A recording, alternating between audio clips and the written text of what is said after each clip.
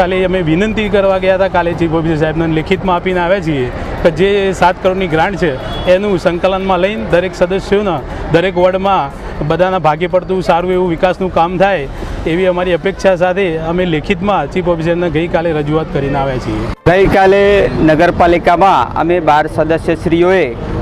રજૂઆત કરી છે કે જે ડ વર્ગમાં નગરપાલિકા હતી તો ક વર્ગમાં આવી છે, તો એ પ્રમાણે જે નવી ગ્રાન્ટ નગરપાલિકાને મળી છે તો બધા જ સદસ્યોને વિશ્વાસમાં લઈ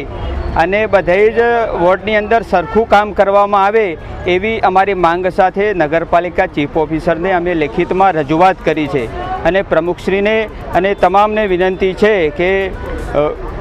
તમામ સદસ્યોને વિશ્વાસમાં લઈ અને કામ કરશો તો અમે તમારી સાથે જ છીએ। વડાલી નગરપાલિકાના મારા સાથી મિત્રો સભ્યોએ જે રજૂઆત કરી છે એ તદ્દન પાયાવિહોણી રજૂઆત છે, કારણ કે આવા કોઈ ઠરાવ કે આવા કોઈ હુકમ નગરપાલિકા કે પ્રમુખ દ્વારા કરવામાં આવેલા નથી। એમને જે આક્ષેપ કર્યો કે 4.35 કરોડના કામો નક્કી થઈ ગયા, તો નક્કી થઈ ગયા હોય તો ઠરાવ અને હુકમની કોપી આપને રજૂ કરી અને સાબિત કરી દે, કારણ કે આવા કોઈ ઠરાવ કે હુકમ કરેલા નથી। અમે પાયાવિહોણાના ખોટા આક્ષેપ કરી અને ખાલી પાલિકાને બદનામ કરવાની કાવતરા ઘડવામાં આવે છે।